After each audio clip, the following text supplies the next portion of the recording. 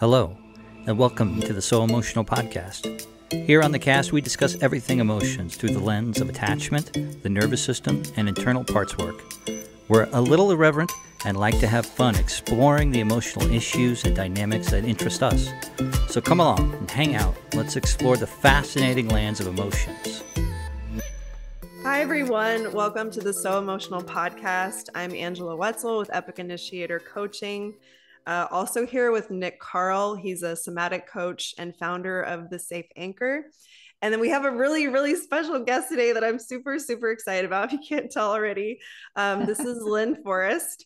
And I have a nice little bio blurb. And then Lynn, you can also just talk about yourself after I read this. Lynn is a reality guide and personal growth mentor who uses ancient spiritual principles that she calls the guiding principles of reality to help those who struggle to find their way back into right alignment with their self and their life purpose. And what Lynn really teaches is on victim consciousness. And for those of you on this emotional journey, I truly believe this is foundational work. And when I reached out to Lynn's team, I said, this woman is doing the Lord's work. Seriously, like this is so important and so foundational, because I believe victim consciousness can really put us into shame, which is so diametrically opposed from who we really are. And I think this work that you're doing, Lynn, is really providing people with the tools to take their power back and to be able to climb the emotional ladder. So I actually received an article from my own coach. And when I read it, I got so excited because I had actually been studying victim consciousness, although I didn't like call it that. I just would refer to it as like victim mentality or just like victimization.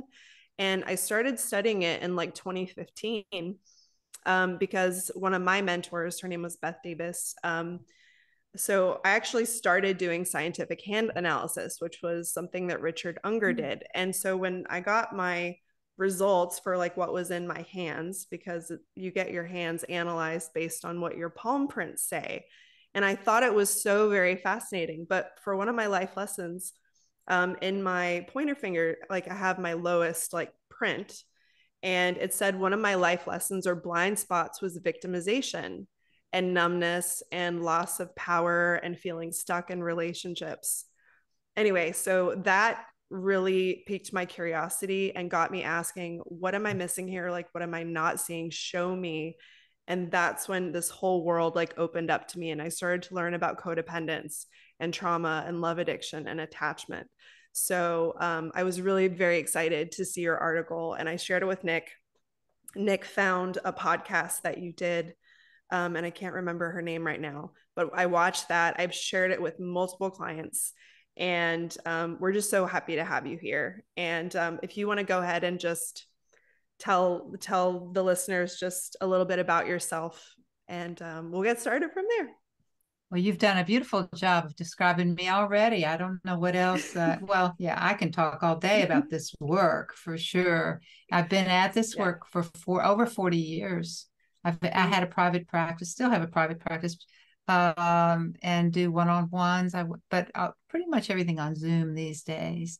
But I started out in an office in 1985. I opened my doors to clients and have been going at it that long. And so what I've gotten an opportunity to do that I love so much is that I've been able to work with families, like going down into 3 generations. And now the 4th generation is being born of people who have studied this work and passed it on to their children and their grandchildren and their, which I've also done, my children, my grandchildren. I had a group this week with both my son and my grandson there, sharing about this work in terms of the impact on their lives. So this is work that is, you're so right, it is foundational. And when you understand when you understand that all humans do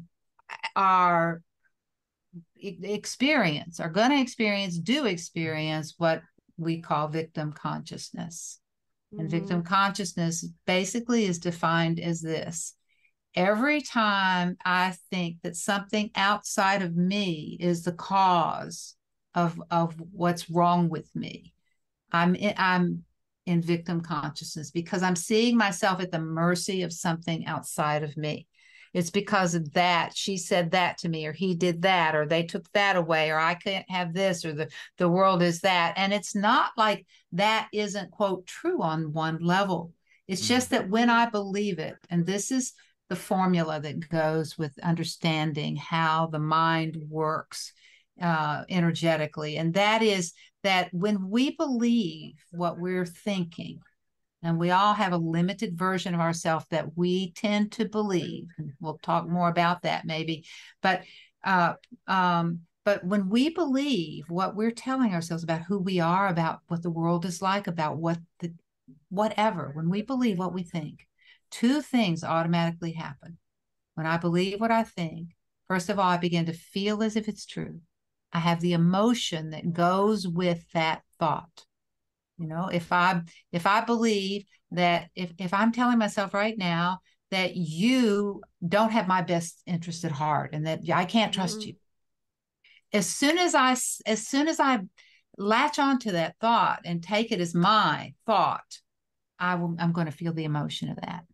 I'm going to feel like I'm going to feel apprehensive and a bit inhibited, perhaps, and then the second thing I began to do automatically is I began to act as if it's true. Now I'm going to play the part of someone who is fearful of you, and you're going to see that and vibe on that. You're going to pick up on that vibe, and guess what it will trigger in you? Your story, whatever that is. And maybe you have a story that people just don't like me, you know? And I'm acting a little strange because I'm believing what I think. Has nothing to do with you, but I'm believing it. So now I'm acting the part, and you're taking it and turning it into grist for the mill for your story, which is you're not likable.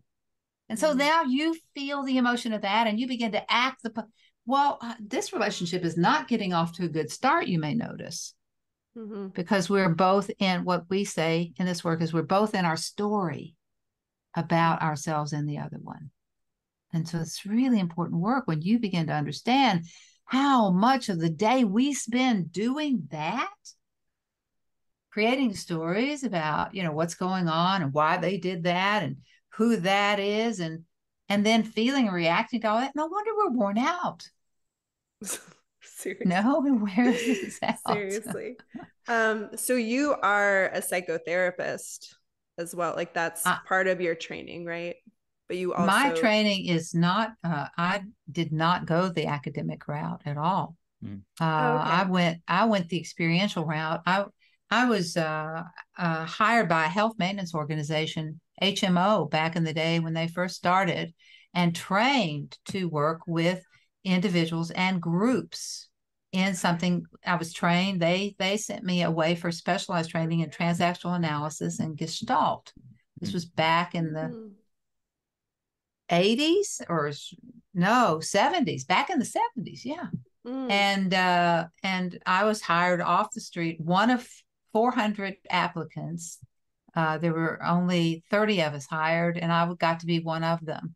And that was where my training began, right there. Began to train with professionals. And then I went out and traveled and began to put myself in the presence of the teachers I wanted to train under. So the ones that were doing the work that was on track with what the work I was doing. So I began back then in the 70s working with groups and individuals to look at their own story, their script. In transactional analysis, that's what they call it, your script. And so I learned how to recognize and help others explore their script, their story. And then that later turned into story. And then that was where I was introduced to the drama triangle, which was is not my original of my origin at all. It comes from the psychiatrist. Oh my gosh, I just went blank. I can't believe I just was went his blank. first name Frank? Frank something. Is that right? Starts with a No, K. no, no. Starts with a K. Hold on. I can't believe this. I've never done this before with his name. And oh my gosh, it would be Hold terrible. on, I'm gonna look it up. Thank you, internet. Yeah, please. It's coming. It's coming. Cartman. Yeah, Cartman. Yeah. Cartman. Oh my, Stephen Cartman. Yes. I can't believe it. Oh my gosh, forgive me, Stephen. Actually, and he has heard of my he has we've had several conversations actually over the years. Yeah, because he I reached out to him and thanked him for the tool. This was after I'd written, or while I was writing my book, or afterwards, or during that process. And he wrote back and told me that he, in fact, knew who I was, that he had read my work and was very supportive of it. And so that was awesome. And he has since put out, he is a genius when it comes to putting together relational diagrams. So and he finally put out a book not so long ago that I know is about that relationship dynamics in terms of drawings and that kind of thing. Right. So he created the thing that I call the victim triangle. He calls the drama triangle and he is the one that came up with, there are these three players, and he was literally looking at like football games and identifying them there. And then he began to notice they were also in life. And I was being trained in transactional analysis and Gestalt at that time. And he was a transactional analyst. You know, he was part of that.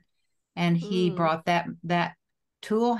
You know, I got a hold of that tool through the work I was doing and began to use it with people and noticing, you know, and that began my study and research with it over the years. So that I've researched it, you know, with individuals and families for many, many years. And have then wrote a book and began to develop the antidote to victim consciousness. If not victim consciousness, what? Right. And that has occupied a great deal of my years in the last 20 years. It's been so much about, you know, so we identify victim consciousness. That's good. Bring it to consciousness. That is very good. Where do you go with it from here? And how do you, if you don't look at it through the eyes of a victim, what other perspective might there be? Perception. And that's what I call observer consciousness. It's the observer within, the witness, the one, that part of us that's able to witness without needing to react. So in other words, what happens is it's sort of like this, you know, I've married this thing I'm believing, you know, I've become one with it. Now I'm taking its ride. I'm going to feel and act as if it's true. And, you know, I'm going to end up, that's the ride I've taken. And what happens in observer consciousness is that at some point I become aware that I'm taking the ride. I learn to identify. And at that moment I step back. And when I step back with a question or with an observation. I begin with curiosity. I begin to ask it, well, who are you and me? What am I believing to feel this, to act this way? And we began to take ourselves an unwinding. We begin to unwind the story that leads to freeing ourselves of it. And so what we do, it's not like we ever reach a point. Can you all hear somebody outside my door? Yes, I can. That's right outside my porch. Let me go. Shall I go talk with them a minute? They're my neighbors, and they're. We can probably pause. Yeah, we can pause. Yeah, because it might be distracting to you. Is it? I'm sorry. Let me go say. That's okay. All right. Thank you for that, Lynn. Lynn, I wanted to tell you a little story about how I came across the tool of the victim triangle, okay, or the victim triangle. But it kind of goes back into quite a long time ago. I was doing a process called Heller work, which is like some body work intermixed with some deep emotional questions. And one of the kind of consequences of that was that I came face to face with my own story, and it was very condensed, and it came down to, it was pretty simple. It was that life is only pain. No one is coming to help me. Nobody really can be trusted. You just struggle till the end, and then you die. That's what I believe. And I was able to kind of perceive that in myself, and then move from there, saying like, okay, this is where at least part of my wounded self lives, and it understands, and it lives in that place.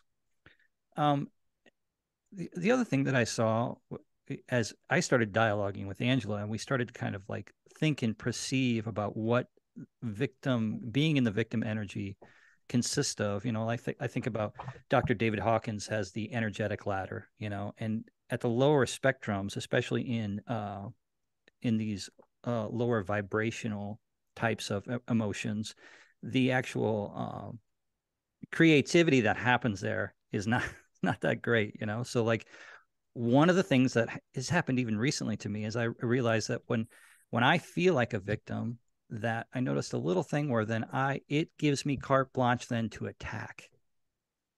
And that happened a couple exactly times. Right. That happened a couple times, and I was we like, feel whoa, justified. Yeah, we feel absolutely. justified.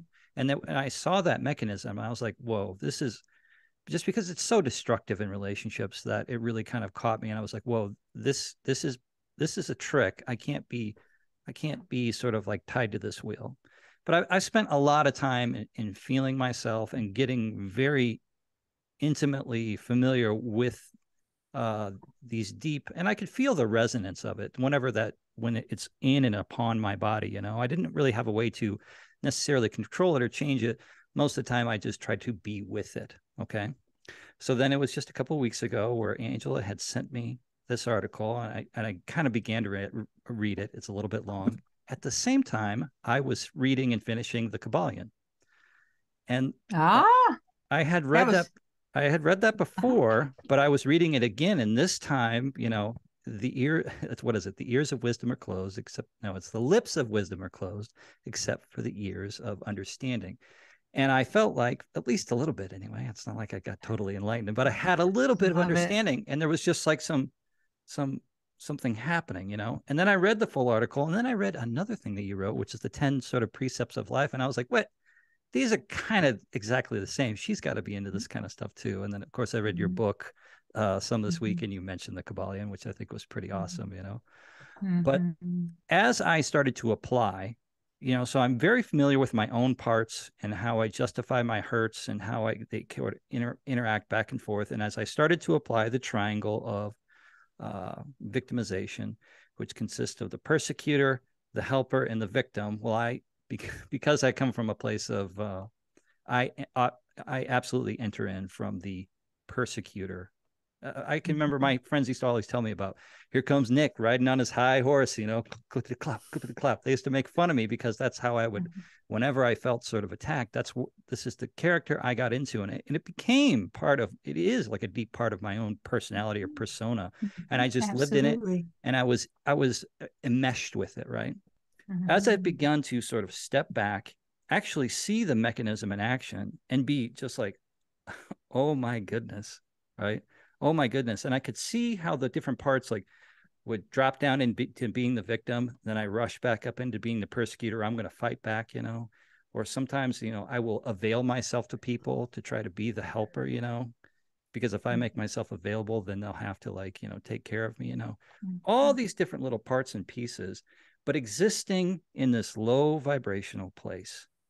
And as it became clear, it was just like fog, like friscolating off, and seeing it. And part of that crystallization is a little bit daunting, because it's like, oh shit, like beyond all that triangle stuff, like what is left that I know of myself? Who am I? If I'm not that, well, who am I? Yeah.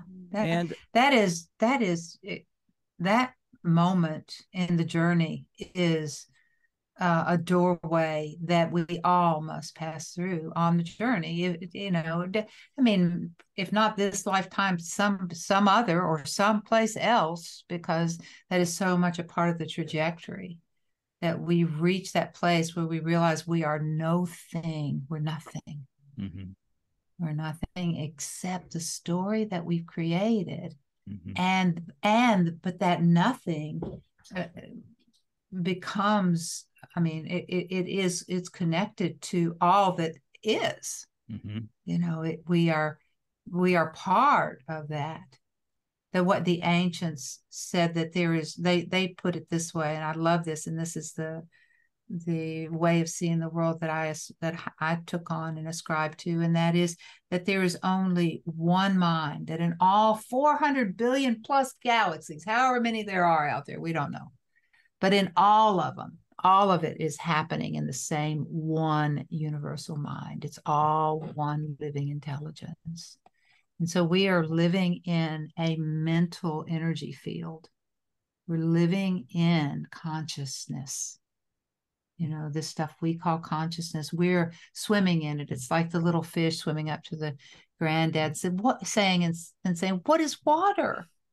You know, not understanding that he's living in it. It's what gives him life. It's that holds him up, supports him, sustains him. And the same is true. We are living in a field of consciousness, and it is alive, and we are containers and vessels for that. We're tools, we are. And so, and we are given this opportunity as individuals, individual units happening within this one mind to direct that energy as it moves through us in any way we want. Right. In any way we want. The power of personal creation. That's why, like, this, it's a crazy idea that, like, our beliefs are making the world, right? And that's exactly right. Which is the whole idea of taking 100% responsibility, right? That's it. It's right there for you. It's like how that's powerful right. you actually are all the time, and always have been, right? Yeah. It also made me realize of the ubiquitous nature of the victim energy, about how it exists, at least in our society. I only live in this country in this time, of seeing it and feeling it out into the people and the places I know and in myself, that it is fairly ubiquitous, maybe everywhere. Everywhere. Yeah. Everywhere. It's everywhere the human mind is. And that's everywhere. So, and that, because what the collective, again, one mind, this is the collective mindset that we're getting to see. And we have been, held captive, total prisoners of a victim consciousness. It comes with the territory of being a human, right? I wanted to, for people that are like newer to the emotional journey, or just starting to really like feel and discern and understand feelings, I was wondering, Lynn, if you would outline the victim triangle and like just some of the roles, so that maybe people can start to see them, where they themselves might enter into that triangle, or where they, how they relate to those things, just to like give some groundwork for what we're talking about. Let me show you. I've got a diagram or two here. Oh, yes. Let's see. Can you see this? Let's see. Oh, yes. Let's see if it'll go on play. Maybe. Yeah. Yes. So what this is what I call the reality diamond, and it's made of two triangles, the upper triangle and the lower. And there you can see the difference in color here. And so the lower, the downward pointing triangle, is what we call the victim triangle. And what it is, it is the symbol for victim consciousness. And victim consciousness actually is made of defense strategies.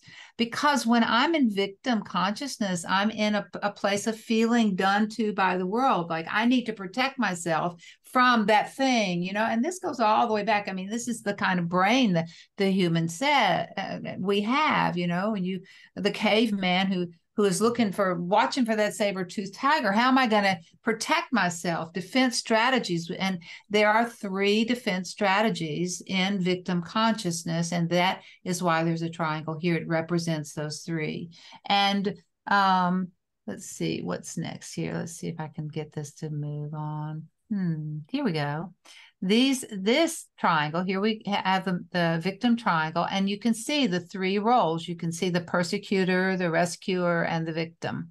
And these are the 3 roles we play. And it goes something, and actually it's connected, because we don't just play one. We don't get in one role and hang on for dear life and react. No, we move around this triangle when we are in victim consciousness. Quickly, it's what sometimes. We do. Very quickly. Yes, very quickly. right? And we don't have to necessarily do it in any particular order. I can go back and Mhm. forth between rescue and victim a few times, between persecutor and victim, and back and forth at any point. But I'm going to be on this triangle and moving around it. But at the same time, each and every one of us are sort of have a what I call a starting gate position. So we both move around the triangle, and we have a particular lens, whether it's the persecutor lens, the perspective, the rescuer, or the victim. It's the way we see the world. And then we move around the triangle from that perception. Like, for instance, and that's what we call the core beliefs here. For instance, the victim when you're a starting gate victim, there is a core belief in your very center of your being that says, I cannot take care of myself. I got to have somebody else do it for me. I just can't do it. The world is too scary. It's too big. I'm not smart enough. I'm not, whatever it is. There's something wounded, something dysfunctional about me that makes it, so I'm going to need to be taken care of. And then, so that's the core belief of the victim. Now think about the rescuer's core belief here. And because what the rescuer believes, this is a starting gate position that comes from a place of your needs are more important than mine are. That my needs are not important at all. And as a matter of fact, I'm here to take care of you because that's where my worth comes from. Mm-hmm. So I'm rescuing. So I need to be needed. And the victim starting gate victims they just need to be rescued. And so here is this fit made in hell, really, because it turns into, once we get moving around on the triangle in it, it's not very much fun. And then we have the third position, the persecutor. And the persecutor is someone who believes that this is not a safe world, and I'm going to have to get you before you get me. I mean, sorry about that, but I've just got to protect myself because I cannot trust you or the world. And so we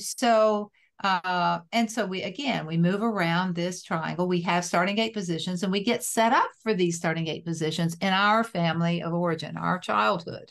Right. Maybe we have a parent who is a starting gate victim, and they're sick all the time or just can't pull it together, and they're constantly and so you end up being the firstborn. Maybe you get trained to be the one who takes care of mom. You're the helper. And so you become the rescuer. And then and rescuers, they have this fantasy, rescuers do, that someday if I take good enough care of you, if I do it right, then it's going to be my turn and you're going to take care of me, and it's going to be a mutual thing. But that never happens because look who they're hooked up with. They're hooked up with people who don't believe they're capable of doing that. So good luck with thinking you're ever going to get taken care of there. Lynn, can I ask you, for each of these roles, so there's probably people that find themselves defaulting, right? Like you said, the entry point is everyone has their favorite entry point or maybe thing that feels the most comfortable for them. Would you say that some aspects of the positions on the triangle can be shadow aspects where the rescuer may completely disown the victim aspect of themselves and not really be able to see how they play the role of the victim, or maybe even persecutor based on what they saw in their home? That's an excellent observation, Angela, and it's one particularly that rescuers engage in. Rescuers do not see themselves as victims; they see themselves as here to help victims. Right. They don't recognize that they're in victim consciousness because they are operating out of a system, a mental, emotional place that says, I'm not sufficient, and that I can't, no matter how much I give, it's never enough. It's a setup, it's sacrificing. And so because the first place, and let's see if I can let me find this. Oops, having a hard time getting it to move. Let's see if that, yeah. Well, it's stuck here, guys. Hold on. I don't know what happened, but it got stuck. since we're stuck on the screen for now, we're victims of technology. Just kidding. Yes, that's right. We're being held captive. We're being held captive here. Oh, there it is. Just worked. Oh, it's because we went into observer consciousness. That's how it was able to shift. Oh, Angela, you're so quick. That's good. Go for it. Yes. So what were you going to ask?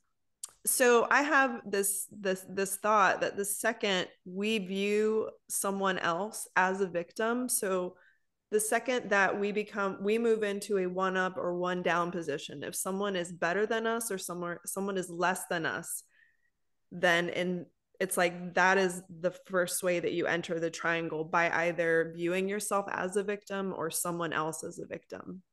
And that's kind of like how I was seeing that. Would you agree with that?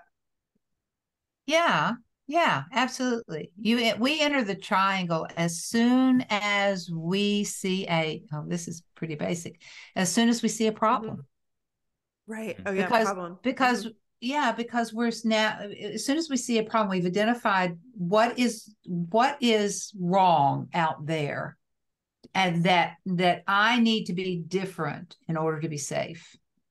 Thank you for saying that, because there is a level of simplicity to this. But I think, when I think about how the human psyche works, or just like our physiology, like I know that there's at least like 31 documented psychological defense mechanisms. And so like we're so designed to keep ourselves safe, that there are so many things that like get buried, and we're able to minimize and deny and like keep things tucked away in the shadows, and not view ourselves in this light. Especially, I just think it helps to like keep us safe, to assume certain roles, and to, kind of demonize other roles, or to be like, I'm so capable of helping other people and they really need my help. But then it becomes tricky, because then you're victimized by other victims and not realizing that you are also a victim the second that you feel the need to rescue someone too. Yeah. One of the things I was just going to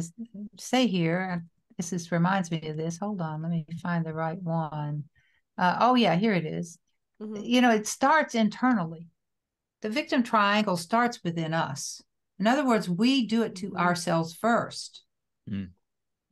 See, in other words, and we do it as soon as we buy into the script we are handed in childhood. So in other words, now. Yeah, sorry. I just had a.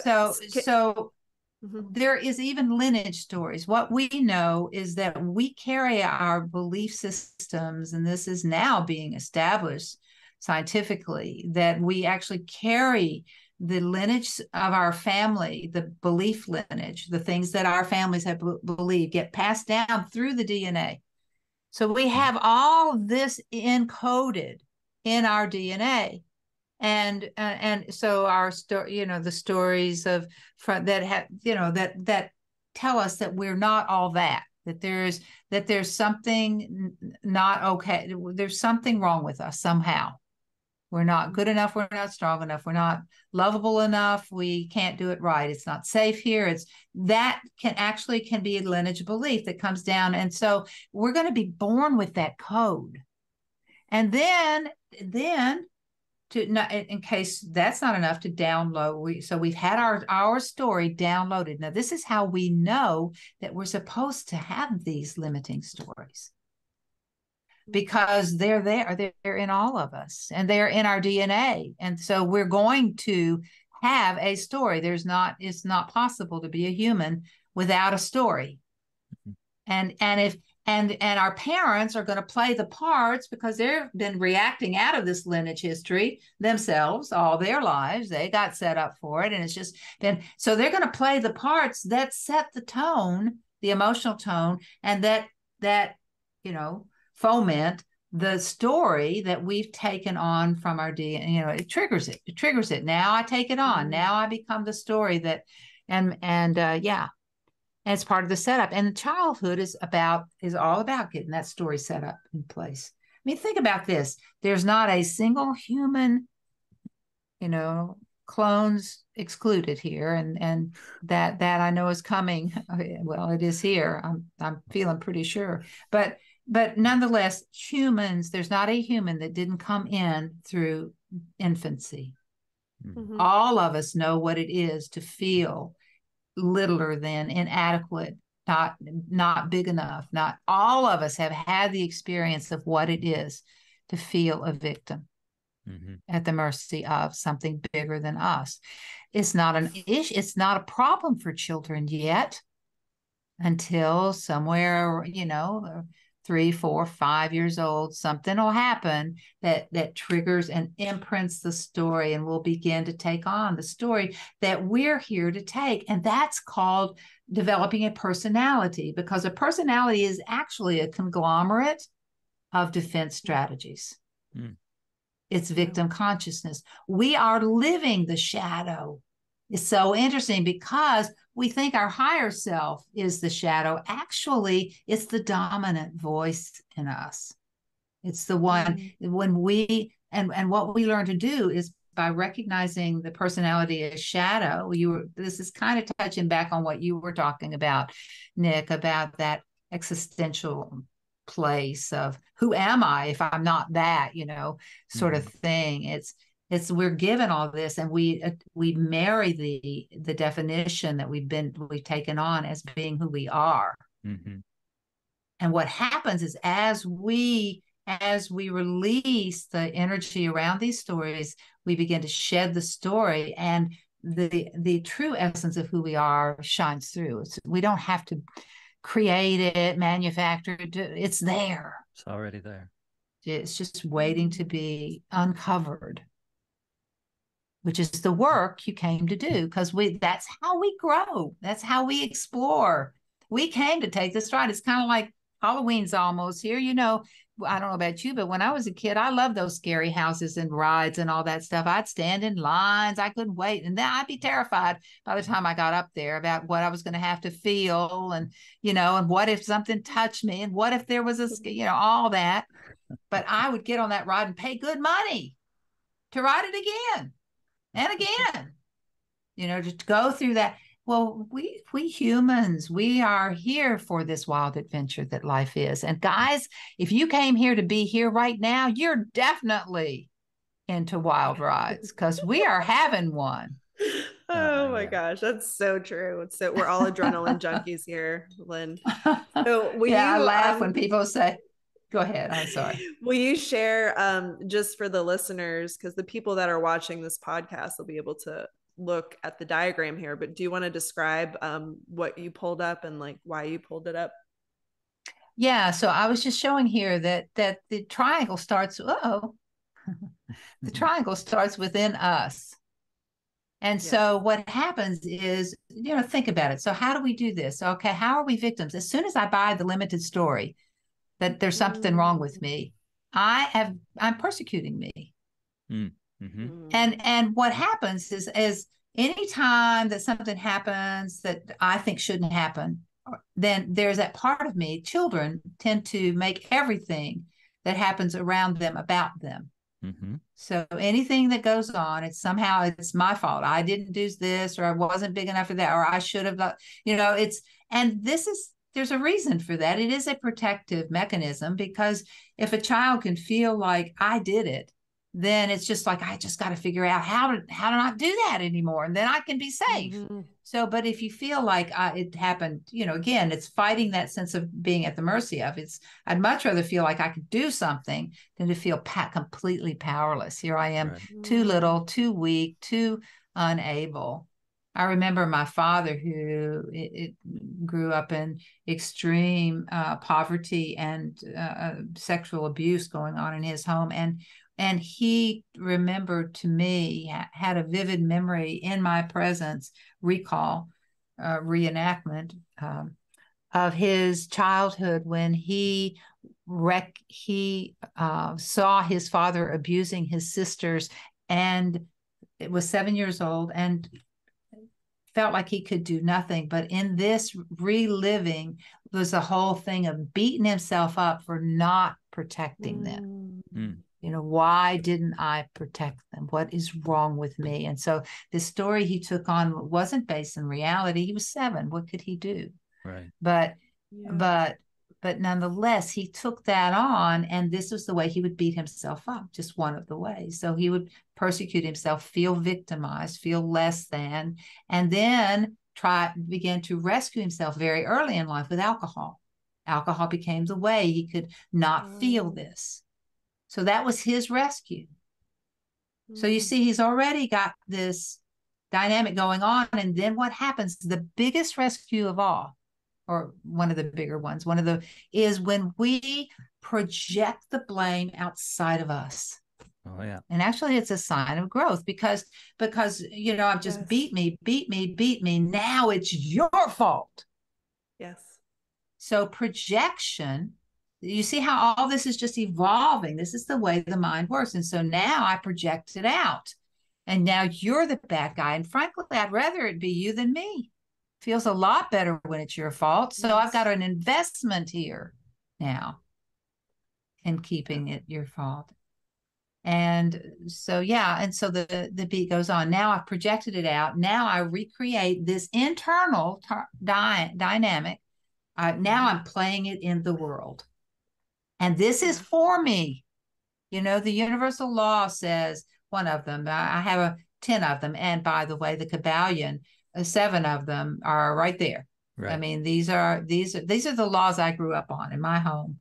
I was given the Kabbalion at 16. Wow. And as the rules that, determine the way the mind works and the way manifestation works and how you develop your own reality and all of that. So when I got ensconced in victim consciousness and realizing that, recognizing it, I began to look for, so what do you do about it? And these universal principles gave me that, and still continue to give me that answer. They tell me how to move out of victim, seeing things through the eyes of victim, and into a place of recognizing that we are energy and that there is no accident, mistake, coincidence. Everything is going to be an energetic match, and that of what I've projected out and is being reflected back to me for my consciousness, for the sake of consciousness, because how else am I going to recognize what it is I'm believing except to have it played out in a drama with me? This is me in the life school that I came to experience. That's so good. It's so good. I love that you described that, like how the inner story or the inner victim triangle then we then project it outward, and like that's how we're involved in these drama triangles. I had what was the question I just had? I've just lost it, so I guess we'll have to come back to it. I've got one. So one of the things it's kind of come across to me is I don't, from the beginning, I didn't want to diametrically oppose myself to the idea of being a victim. Victim energy, or actual victims, there is an actual natural process in whatever a victim is, a true victim of something, which is, I think, this kind of like gathering in the energy and kind of closing down. That I thought, I wanted to get your opinion on what is the natural and healthy expression of victim, right? Is there there is a natural, it's the way you express it, meaning before I go into that, are we ready to stop sharing? I'm trying to I can't get this to your slides are really good though. They're really good. I'm seeing them and I'm like, oh, look at that one. Oh, look at that. But now I can't quite get the thing on stop to stop it, and so it's it's playing them. But I think this is my computer. I think because it's been doing little things like this. Hold on, let's see. I'm almost there. Maybe I can't get it to come out of share mode now, so that's irritating. But isn't that interesting? I've never had it do this, so I don't know I have no idea how to. I don't know if I can stop. If you could stop it, that would. Oh, I just found it. I got it. Okay. Hey. Okay. Yay. Now let me get back to you guys. Okay, hold on. There we go. Okay. Still not quite there. Okay. Sorry, guys. There. I Glad that remembered you can my edit I this. remembered I remembered my question, but Nick's question was about like Okay. how being a victim or being in that energy is actually can be very, very generative or healthy. The natural expression of victim. I don't think I've ever heard it put like that, but it was something like that you said, and that it's true. Victim consciousness. It sounds like a bad thing, and that's because I began to call it victim consciousness before I recognized that it's purposeful and it has a role to play. Mm-hmm. No less, I think immediately I thought about the role of Judas in the story of Christ, of playing the one who. Where would the Christ story be if it hadn't been for Judas? It would never have come forward. Right. And so if we think of Judas as representing sort of the personality self that is created out of defense mechanisms, out of limited beliefs and defense mechanisms that we are using to protect ourselves, our protective shell, the ego. If we think of that as being sort of the shadow, that because it's touted as what's hidden is that it's an illusion. See, it's illusion. It's all story. Right. And it begins to wobble and waver when you begin to question it. And it sounds like you've experienced some of that, Nick. It sounds like that's what you were sort of describing, is how it got wobbly for you. It was like, all of a sudden, if I'm not that, but I thought that's who I was. I don't know anyone else in here. Well, I seem to I could tune in to the actual vibration of it. And I started to understand that, like, okay, well, sure, let's just say there are some, I'm trying to take 100% responsibility, but let's say there are some instances in life where I need to gather in, protect, kind of close down, right? But on a timeline, I'm an adult, I'm not under attack, right? I have resources, I have all these things available to me. Why am I still embodying these defenses, right? In these victim places? And that's what sort of like spawned this idea that there is something natural to it. It shouldn't just be out of hand, opposed or additionally victimized. I see I come from the persecutor or persecuted, right? So it's honestly because one of the things I always do with myself is try to be understanding of where you came from, right? And where I come from is a lineage. Where I come from is a planet that is in this consciousness level and here experiencing this as it is now, which it just is what it is. All that I can do is try to learn through that, start to begin to feel into how these systems and energies actually work, and try to make a conscious choice if I want to continue to participate. I'm 42, so I've already participated plenty in these victim battles, and I know exactly what they get me, right? Like I'm exquisitely familiar with what they get me, and it's not great. So like mostly I'm just kind of curious about what else could be available. So here's the thing about it. When we begin to engage a relationship with the victim consciousness, where we see it as an ally rather than the enemy, then what happens? And the reason that shift is important is because it helps facilitate the release of the energy that's holding us in the reactive backlash of the belief that we're still holding on to. I mean, we only get triggered when there is something in us that is triggerable. And if we're triggered, then that means that there is something that is wanting to be made conscious. There's something that's wanting to be loved right there, right where it is. And what we tend to do is resist it.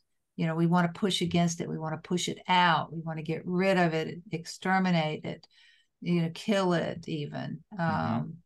And it's just good luck with that, because the law is the more you push, the more it pushes back. This is the way resistance works. So it's really learning to befriend ourselves at a very deep level. And that means to accept that every feeling we have, every story we have, when it has a right to be, it has a right to exist.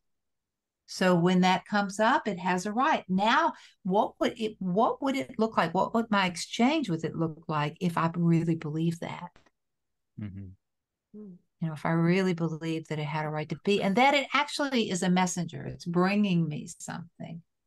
It's bringing me news. I can go, oh, I already know that. I already know that. Well, evidently there's a piece of something that is really inviting a deeper look, a deep, a sit down with. And so can I befriend me at that sort of level? And it's an amazing thing when we begin to do that. I mean, yeah. Because then what happens is when you've welcome it enough, you unwind it enough, your reaction to it's unwound enough that when it comes up, you just go, oh, there you are. There's not a what, right. You know that one? Yeah. So good. Leaving the channels open, there's been a whole cast of characters who have become known, right? And it's kind of strange, but it's like, how was my reaction to the character? And of course, at first it was, that flinch back. Yeah. I'm not telling anybody about this. Exactly. And then put it in the corner and put duct tape on its mouth. Get it out of here. Opening the channels up, it was surprising, to say the least, of some of the pressures and sort of flavors that come through that have been, I feel like in my body and in my being, it was 10,000 PSI, right? And so as we begin to crack open a little bit, it's a little scary. Sometimes, like, I have perceived like demons inside of me, right? Oh, yeah. Yeah. Yeah, because this is why I talk about it being shadow. It's very shadowy. And the thing about it is it's just energy. Right. It's just energy that has been, abused to the point. And I say that because it's like, I want to get rid of it. I want to pummel it. I want to, I make it bad. I want to see it as evil. Well, that's my projection onto the energy. So I'm going to see demons and I'm going to have, it's like, can I allow it to be? As soon as I get kind, then it's going to mirror back to me what it receives from me. Right. Yeah. Welcome. Welcome. Right. Yeah, it's exactly it. That made me think for some reason of like the story of the Phantom of the Opera, or like if you look at any villain, like when we enter into an adversarial relationship with something, any part of us, it becomes a villain. And it's, then it's like it's othering it. It's going to play the part. It's going to play the part. But if you look at any villain truly at like their origin story, like I believe the percentage of true sociopaths in the world is very, very small. But those villains, like their origin story is that of like horrific abuse and being misunderstood and hurt. And when you carry that amount of pain and shame and negative, like when you're viewed in that light, then it's kind of like, I have nothing to lose.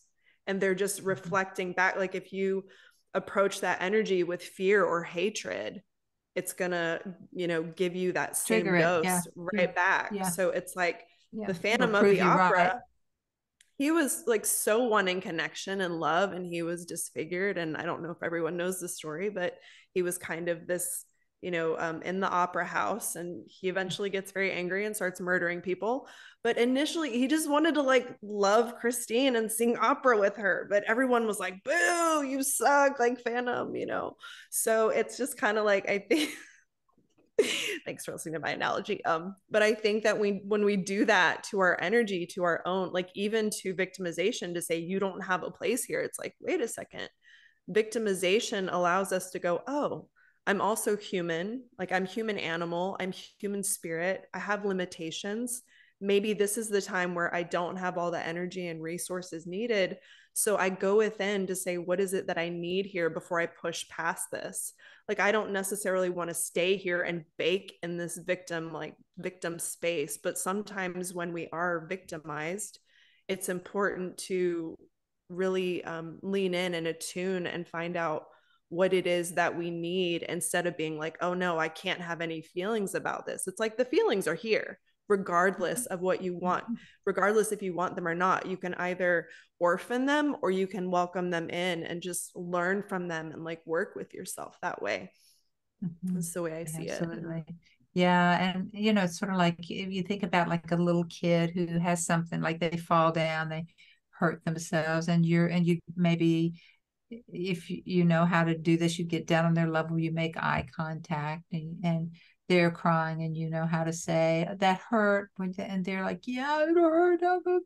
Yeah, I understand. I hear you. It hurt. And then all of a sudden they'll be like, yeah, butterfly.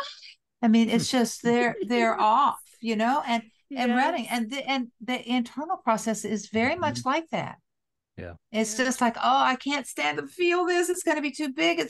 And so then it's getting bigger and bigger but when I can just kind of go, yeah, I understand. It doesn't, I don't have to act destructively. I can allow myself to feel it.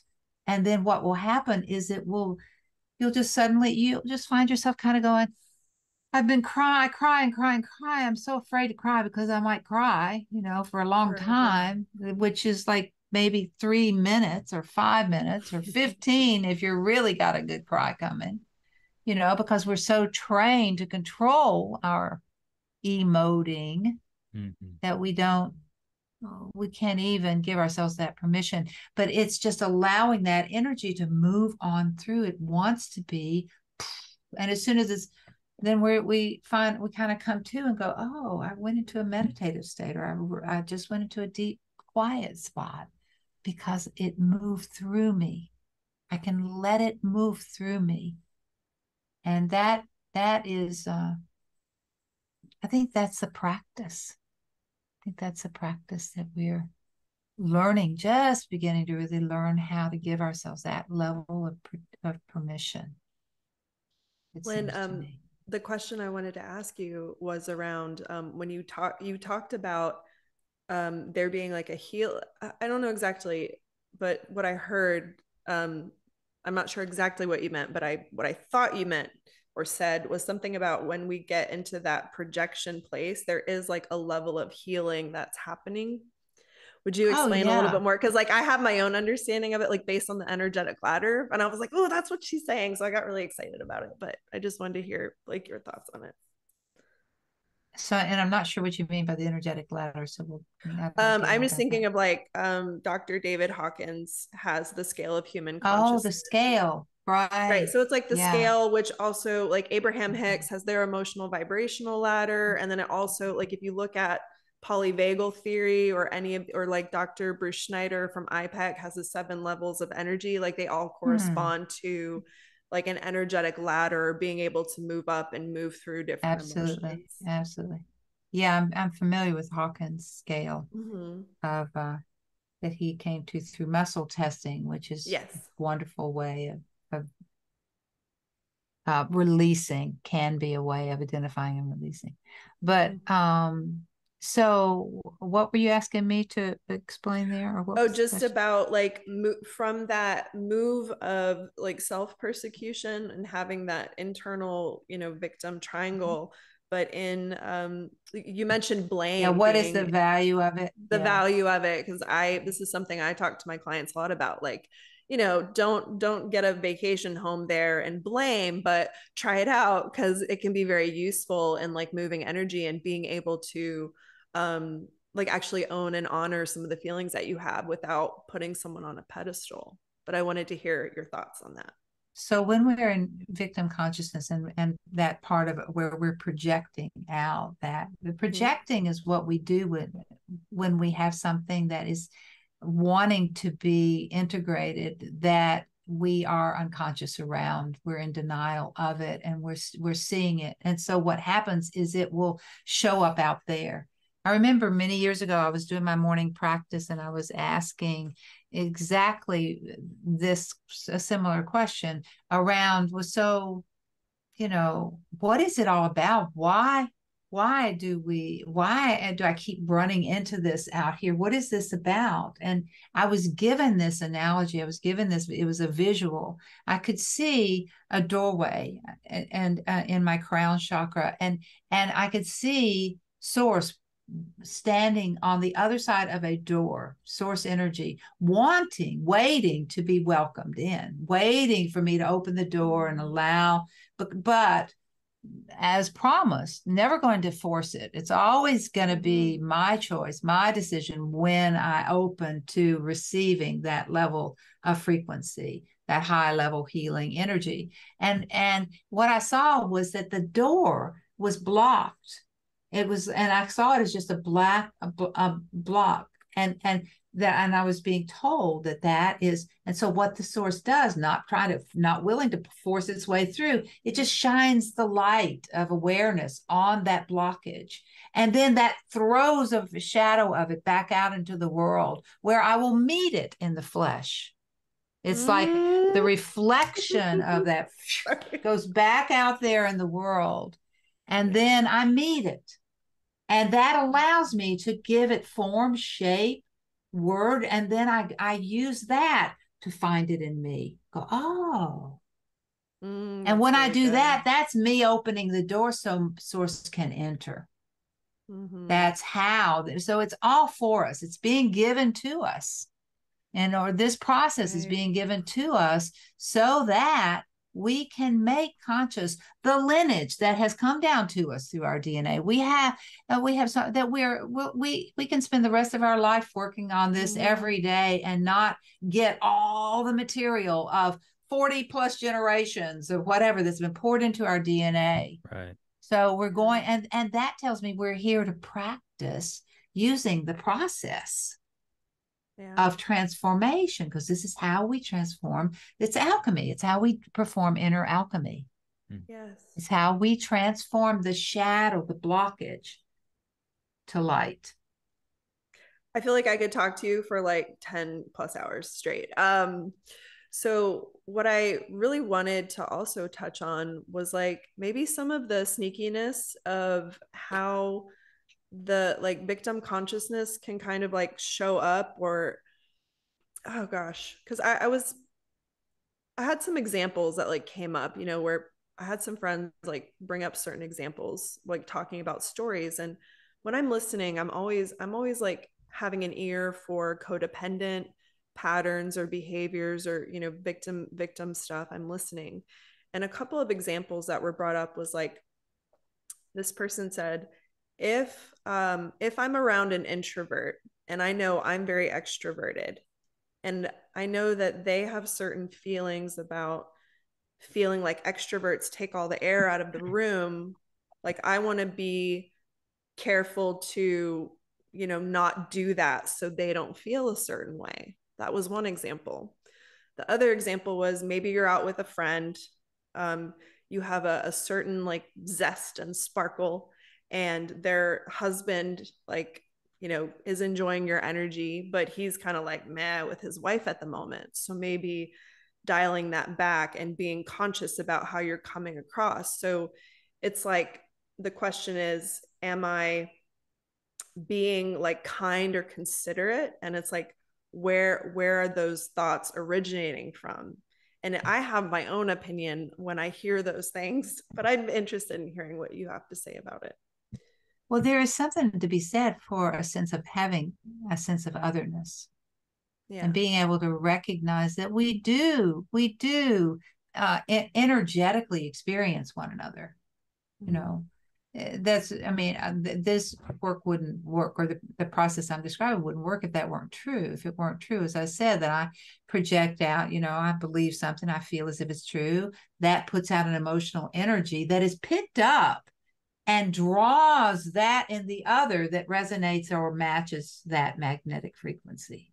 And so to become more, one of the things that happens as we do this work is we become aware that I'm not in charge of your emotional reactions, that is based on what you're telling yourself about me, and be aware that and sensitive to the awareness that you're going to feel my energy, you know, and I want to be responsible for my energy. I want to be responsible for the energy I put out into the room as much as possible.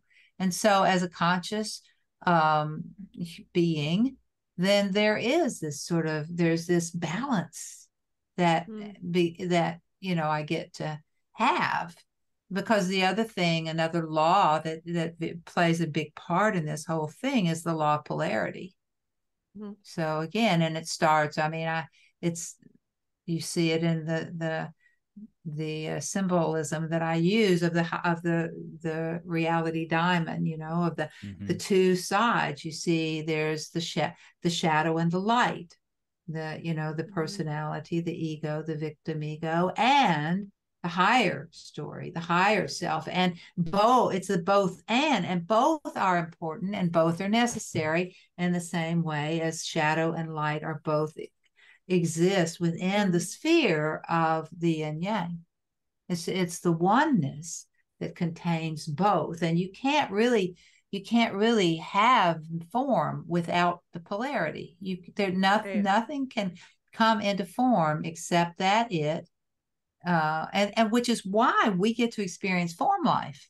It's the purpose of it. We take on a story, a shadowy, an illusion, an illusionary identity that we can project into the world as a way of separating out from who we really are, so that we can have a palpable, three-dimensional life experience. We can smell, we can touch, and these are all benefits of the shadow, of the victim ego.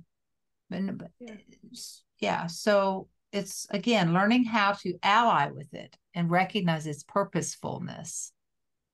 It's not about trying to kill it off. I think what you were saying in response to that is it's about balancing,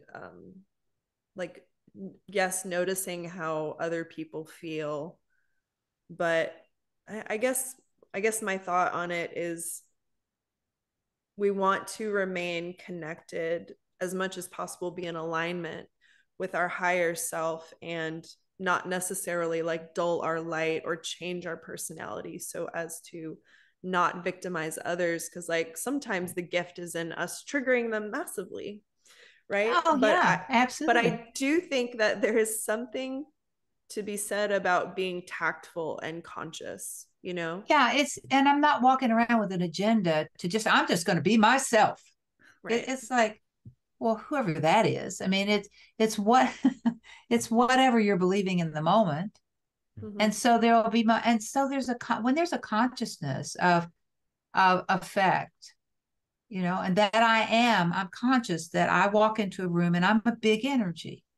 And I want the energy, this big energy, to be, I want it to be rich in love. I want it to have that consistency. And so every day I do things and it's not about trying to affect the world. It's about moving in an energy that I want to see reflected back to me. You know, this is the world I'm creating for me.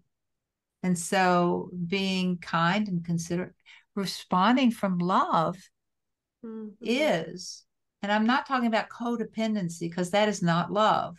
It is attachment. It is not love. And so again, getting in victim consciousness is when we get on that triangle. And we get on that triangle, as soon as we start blaming ourselves or others, or telling ourselves that we have to fix it for them, that it's ours to do. And so when we start lying to ourselves, we're in victim consciousness now. And now I'm starting, and then so out of that place, I might try to caretake you, try to get you to, blah, blah, blah, because I think that I'm supposed to make you better or something like that. Then, yeah, so then that's I'm a losing game. that's a losing, yeah. But it sure can move us around that triangle. And teach us a lot. Mm-hmm. And the other thing to know about in terms of the function of this shadowy self, this personality self, is that it also shows us contrast. It shows us what we don't want. Yeah. So when we go into get on the triangle, for instance, it can very often be for the purpose of helping us see that, that is not how I want to live. That is not what I want to experience. And brings up the question, well, how do I want to? So, so there is great value in contrast. Yeah. Yeah. Something that I thought would be useful is, like talking about some of the sneaky ways that victim consciousness shows up, because I know there's this whole thing, especially, on the internet, if you talk about taking personal responsibility about things that have happened or that are happening in your life, people can quickly shift into, well, you're victim blaming or victim shaming. And it's like, no, like everyone has their own choice and pace in their journey of moving from an instant where they felt victimized and choosing the consciousness that they want to engage with through that process. So just from the work that you've done, like what you've seen, some tricky like blind spots or I don't know. Does this make sense what I'm asking? Like, are there some common sticking points or ways that can really help people more clearly identify like when they may be in victim consciousness when it isn't so obvious, like more of the like really subtle, sticky, well, I think thing. the way the tried and true method of recognizing victim consciousness is it for me is again going back to that formula. When you believe what you think, you will feel as if it's true and you will act as if it's true, and then you will become someone who attracts that very thing to you. Right. And that formula gives us sort of ends, like anytime I'm not feeling in alignment, then when I'm feeling down or negative in any sort of way, that's a low frequency. That is probably victim consciousness. There are, and not that it doesn't need to be felt, by the way, but just recognizing the vibrational frequency of it. And so, or anytime that I'm acting in a way that that is taking me down a road of resentment, where I'm like, I don't really want to do this, but I need to, and I should, and I can feel that I can feel the tone. Then that's an alert to say, so what am I believing? What am I telling myself right now? What am I believing? What do I believe it means about me if I don't do it? And it's sort of like it gives me an opportunity to just step back and tap into the witness, tap into the observer, and check out. Okay, there's an opportunity here for me to. So when you're not in victim and you're in that balance of like being aware of what you're responsible for and what you're not, then it's sort of like, well, so if I do this thing that I'm wanting to do, I can feel their discomfort, let's say, and I'm wanting to fix it for them so that they're not, I don't want them to be uncomfortable. So is this me balancing the room, or is this me acting codependently? Well, if there's a part of you that really you find yourself wanting to make an offer, for instance, to do something that you don't really want to do. Well, let me go get that for you. Let me just say something like that, you know. So you're feeling kind of now let me go do that for you. What can I get you? And but there's a part of me that is not, I mean, I can just, you know, I'm doing it strictly to try to people please. You can feel it. And then it's sort of like, well, okay, so this is people pleasing. Maybe it feels like what that I'm on the triangle, and where does that take me? You know, so if I do this, where do I go next? And do I want to? And sometimes the answer is, yeah, I'm on the triangle. I see I'm on the triangle. Okay, well, let me back off and watch myself on the triangle. That's a learning opportunity too. Right. I don't have to give it up. And do you know that as soon as I step back and make conscious that I'm on the triangle, I've just chosen it. So I'm no longer a victim. So now I'm doing the same thing, but I'm doing it from an aspect of learning and curiosity rather than, you know, just reacting blindly. So that changes the dynamic of it. I think it's like sometimes we can get into that place of like enabling other people and trying to do things for them, especially like stepping into fixer. Whereas, like, maybe sometimes it's letting that person know or learn how to ask for things or ask for what they want or express their own emotions or to say, hey, I'm uncomfortable with this, or hey, I would like this. And I think in some ways it's a very like seductive thing where we can really think we're helping when in fact it's enabling. That it's like, oh no, I'm being considerate. Maybe, but maybe you're also trying to move yourself away from feeling that discomfort because you can feel their energy. And instead of allowing them to be in their struggle, which ultimately may be the most beneficial thing, as opposed to you just fixing it for them, because then they don't learn. It's like maybe watching that play out instead, because that's, you know, usually where we're growing is not necessarily comfortable. You know, it's gonna feel kind of like, oh, you know. Yeah, I call that our growing edge. When we get out there on the growing edge, it's that place of just not really comfortable, but I've chosen it. Yeah, I've chosen that this is a growing edge for me. Yeah. Nick, anything else? I just wanted to ask quick before we wrap up. Lynn, I know you practice Qigong. I wondered how long have you done that, and do you continue to do that? And what is that kind of what kind of insights have you got through a physical moving practice? I have a body practice, and Qigong is a part of it. Also, breathing exercises and yoga. Always yoga. And I also do ballet. My son is a master teacher of ballet. He's a ballet master. And so at age 64, having never danced in my life, I decided I wanted to study with him. And that was 6 years ago. So I still am doing ballet 2 and 3 times a week and love it.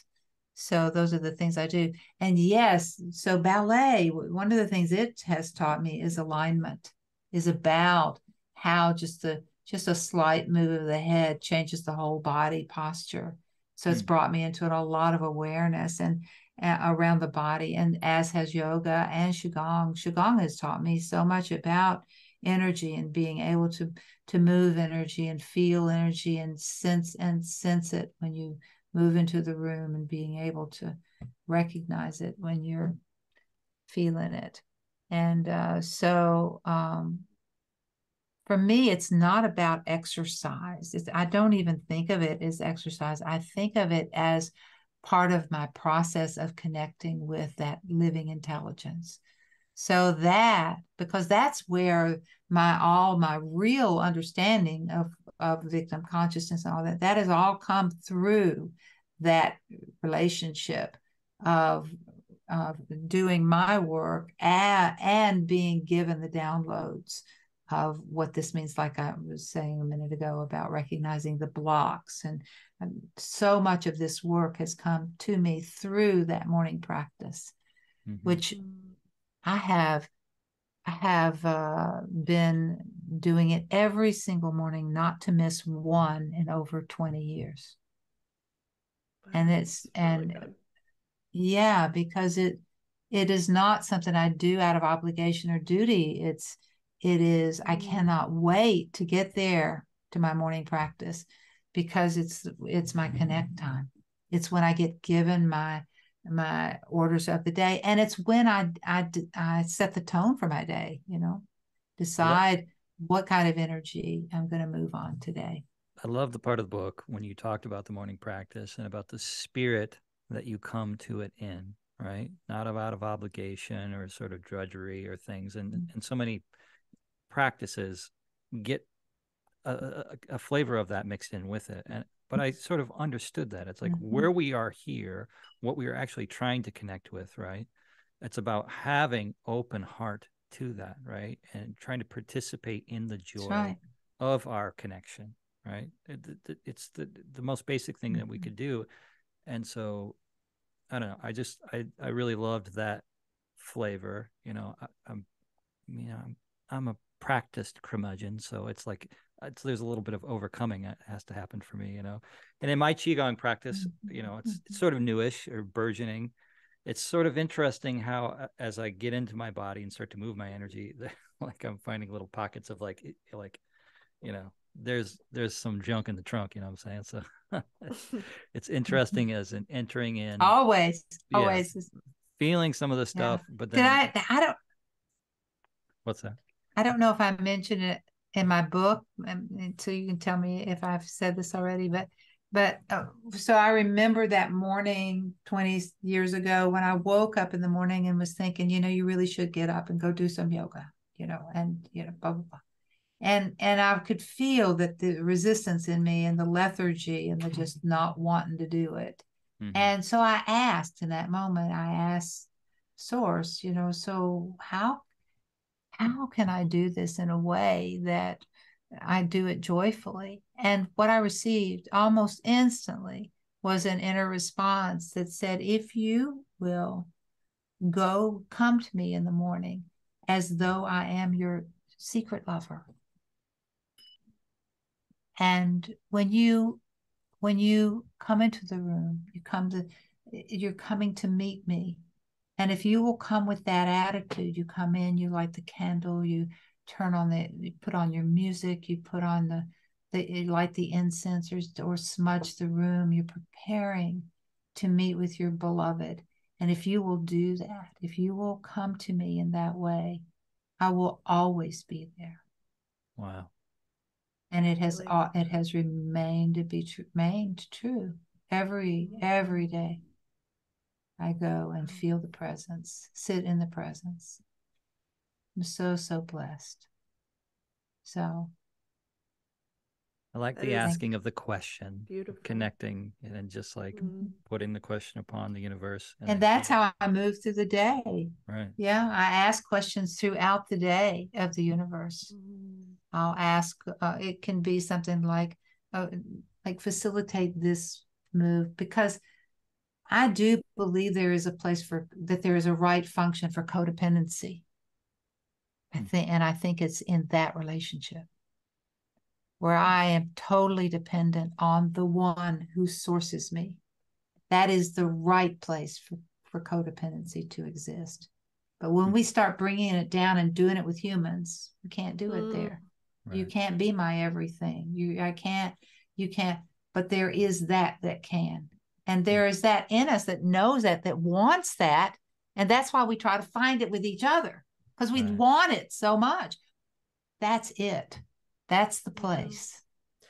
It is interesting because sometimes there are people that I do think have a codependent relationship with the universe or with source, but it's in that way of whatever you want, but they won't co-create. They're not taking the action and they're not involving themselves. So it's completely that like one-sided, and they're still in the victim triangle feeling as though the universe or source will either Yeah, give did it things to me. Yeah. or not, or Right. did it to me, You're or taking it away from me. Right. or either it's Right. your will, so if it's meant to be, it'll just happen. And then they just that's a really good place of clarification. yeah. Because and then they'll just watch when TV and be like, where is it? Where's my money? yeah, Where's, why am I not what? you let me down. Right. And this work reminds us that it's what I'm believing that I'm going to see the fruit of. That's what's going to come back here.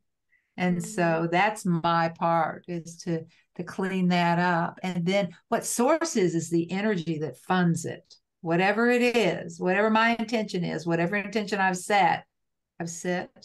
That energy is funding it. It goes where it's directed. I have that permission. But I love that. I love the way that you said that. And I love this idea of that like spiritual communion, that it's like this sacred partnership, that divine union that that our morning practice like is connecting to that energy that, is within us, that we're inseparable from. And like treat like in that way, we're treating ourselves and source like we're in this beautiful, romantic, exciting new partnership. Creative. Creative. Creative. I love that. I really love that. So beautiful.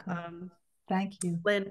You're welcome. Is there anything that you want to share with people that you have coming up? Oh, first, the title of your book, and it's on Amazon, I know for sure. It's called Guiding Principles for Life Beyond Victim Consciousness. Yes. So that's Lynn's book. And fantastic. Then it is really good.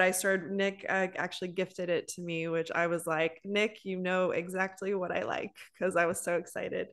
And you. Is there anything you want to share with listeners about my daughter? Yeah, excuse me.